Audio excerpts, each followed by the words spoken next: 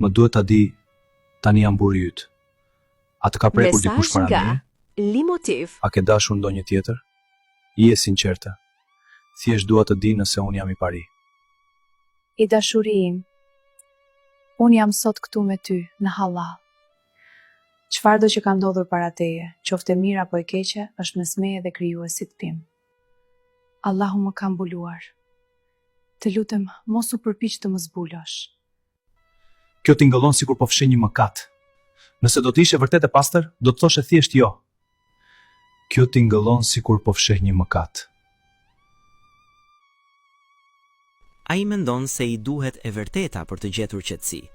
Në realitet, ai po kërkon një rrëfim që mund ta shkatërrojë martesën e tij. Shikoje me kujdes. Ai po pyet për një marrëdhënie haram, një mëkat të madh. Nëse ajo rrëfen, ajo po zbulon një mëkat që Allahu e kishte mbuluar. Ajo po sjell papastërtinë së kaluarës në pastërtinë së tashmes. Po, ajo marrëdhënie ishte haram, ishte errësirë, por reale. Megjithatë, pendimi, teubeja, është dritë. Allahu e pohon në Kur'an për ata që pendohen. Për ta, Allahu do t'i shndërrojë mëkatet në vepra të mira, dhe Allahu është gjithmonë falës dhe mëshirues. Nëse ajo është penduar, ato mëkate mund të jenë falur dhe kthyer në vepra të mira. Ai mëkatar për të cilin ai po pyet nuk ekziston më. Dhe profeti, paqja qoftë mbi të, ka thënë: kushdo që mbulon të metat e një muslimani, Allahu do ta mbulojë atë në këtë botë dhe në botën tjetër. Për të sapo martuarit që i ndjek e kaluara, më dëgjoni me kujdes. Mos gërmoni për një zjarr që do t'ju djeg shtipin. Nëse ka pasur një të kaluar, përqendrohuni te halali që keni në duar, jo te harami që është larë me lotët e pendimit. A mendoni se mëkatet e së kaluarës duhet i rrëfehen bashkëshortës? Më tregoni në komente. Pse është shërbëesja ulur në divan? Thuaj të ulet në dysheme. Kjo është e papërshtatshme. Mami, ajo është gjithashtu njeri si ne. Ajo ka qenë duke pastruar gjatë gjithë ditës. Lëre të pushoj. Ajo është shërbëese. Ajo duhet ta di vendin e saj. Sidoqoftë, bëu gati, bëj abdest. Nuk duam të humbim shpërblimin e faljes. Mami, shikoje. E detyrove të ulet në tokë. Por pas pak do të vesh edhe ti fytyrën në atë tokë për t'i kërkuar falje Allahut. Ne jemi vetëm pluhur. Nëse je shumë arrogante të ulesh me të në këtë jetë, çfarë të bën të mendosh se Allahu do të lejojë të ulesh me të votshmit në tjetrën? Ajo duhet ta di vendin e saj. Në sytë e Allahut, vendi i një punëtori mund të jetë shumë më i lartë se yti.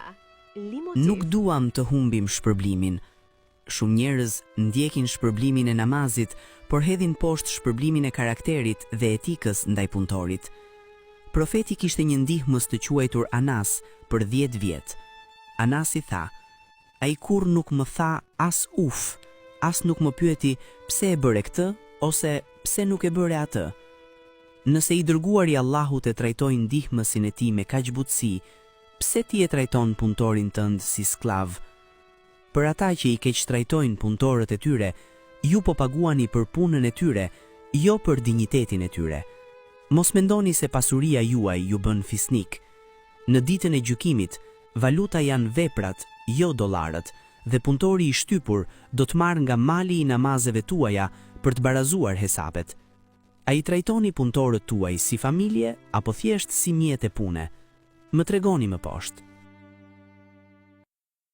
Nëse ju pëlqeu kjo video, shpërndaj edhe na ndiq në kanalin ton Limotiv.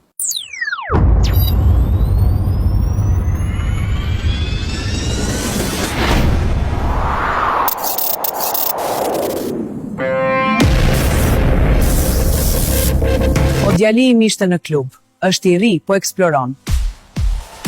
Thjesht duhet t'i gjejmë një vajzë të mirë, të devotshme. Martesa do ta rregulloj. Po mbesa jote? Dëgjova se u pa duke folur me një djalë në universitet. Ajo vajzë ka marrë fund. Pa turp. Asnjë familje e ndershme nuk do ta shoh më tani. Mesazh nga Limotiv. Ajo e ka shkatruar reputacionin e saj. Por a nuk po fliste edhe djali yt me të njëjtën vajzë? Nëse ajo është e shkatruar, atëherë çfarë është djali yt? Kjo është ndryshe. Ai është burr, pa pastërtia e burrit lahet. Gruaja është si xhami. Sapo të qahet, është e thyer.